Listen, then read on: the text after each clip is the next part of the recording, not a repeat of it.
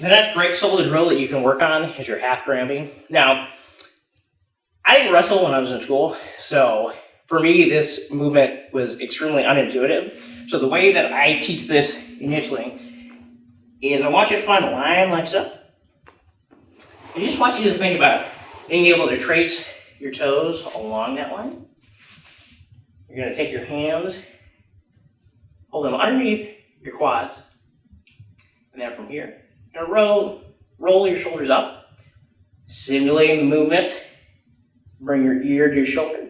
And I'm just going to roll over to the side. Again, not going over my neck, going over my shoulder. And through. And reverse. And reverse.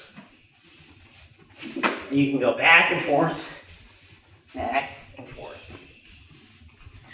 The people who are really good at this can maintain their toes along that the entire time, and they can actually do a straight line left to right and right to left. Along that same vein, you can actually do the full gravity. So I'm going to start off on my knees again. And just like we were doing with a forward roll, I'm going to pick a side and I'm going to dive. Rather than going over my neck, it's going to be shoulder to shoulder roll. So I go here and shoulder to shoulder. I rotate through and boom. In a brand new direction. Take my other hand, dive through, going down my shoulder, shoulder to shoulder, and boom.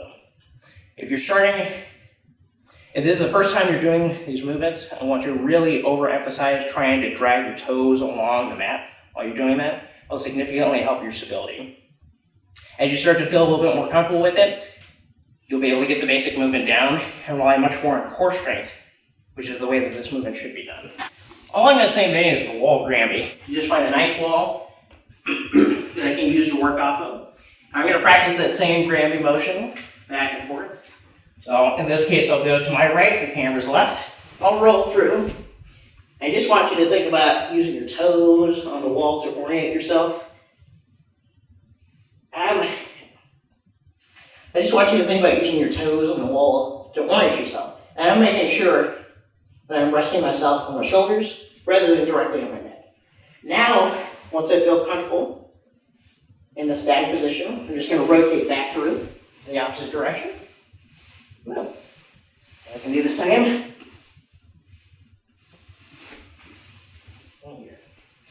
If you're feeling a little bit uncomfortable with your ability to stay upright and stay stable, you can use your hands on the wall as well to help stabilize yourself.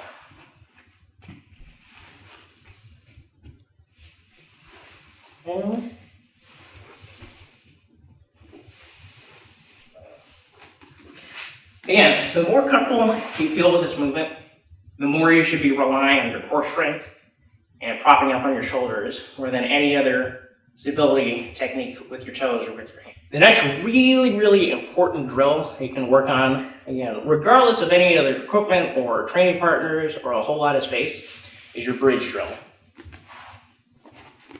So we're all used to our bridging, even if you've never done a whole lot of grappling, just intuitively, if someone's on top of you, it's going to be your knee-jerk reaction to do this bridge motion. The way that you can make this a little bit more efficient to develop your fundamental skills is to do this bridge drill that I like to teach. So from here, we're going to start with the shoulder blades flat on the mat, like so. And rather than bridging our hips all the way up, like so, and creating a solid, stable surface for our opponent to lean on, what I'm going to do is just slightly cant and get this angle. Put it another way, I want you to think about the four legs of a table. If I end up chopping off one leg, it's unstable, but you can still ride that wave. But if I end up chopping off both legs on the same side, all of a sudden it's inherently unstable and ends up trying to flop over. So we're going to try to emphasize the same thing with our bridge motion. So rather than going straight up, I'm actually going to lean over to one side. And I want you to think about taking your opposite hand, reaching as far over your shoulder as you can. I reach it back in the middle, reach up and over to the side. I reach my opposite hand as far over as I can. And just over, and over, and over, and over. If you want to get a little bit more advanced with it, I would encourage you to bring your heels and your toes as close as you can in toward your hips. That way you can get a very powerful bridge. If you're just starting off with it, by all means, feel free to have it a little bit further out so you can just get the basic movement down. Finally, we'll talk about our shoulder walk.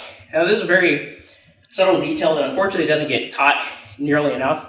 And if you didn't come from prior martial arts like I didn't, then it can be very confusing as to how it is that some folks are getting stacked and some folks aren't. So I want you to think about it basically like a reverse army crawl. But all I'm going to do is just walk with my shoulders towards my head. And another ankle. And walk with my shoulders towards my head. The reason why this is important is if someone tries to come up and stack you and you do nothing, you'll end up in this position in a compromised state. You're probably rolling over your neck rather than on your shoulders. This is a painful place to be in. As opposed to, if I feel someone starting to stack me, I can just engage with my shoulder walk, doing that basic shrugging motion, popping my shoulders back and forth towards my head. And that will allow me to absorb that stacking pressure and keep my offensive guard going. Now, I wouldn't encourage you doing this the entire time. I wouldn't encourage you doing this as a self-defense situation for 10, 20 minutes just going like this. I encourage you to get to a little bit more favorable position. But if you're in a pinch, you need to get out real quick, use your shoulder walk. If you want to make this even more powerful, again, I just want you to think about bringing your heels and your toes as close as you can towards your butt when you're doing this. It'll give you a really powerful bridge and also prevent some of the more crafty grapplers from hooking their feet underneath you and shutting you down when they're in your mouth. Okay. All right, so those were 10 solo drills that you can do absolutely on your own. You can do it with a whole lot of space, or you can do it with not a lot of space at all. So, folks, even if you have a training partner or not, if you are really committed to improving your jiu-jitsu skills, there's a plethora of resources available.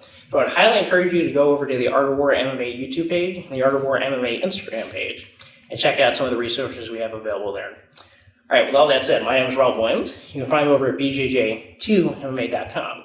I'll see you on the mats.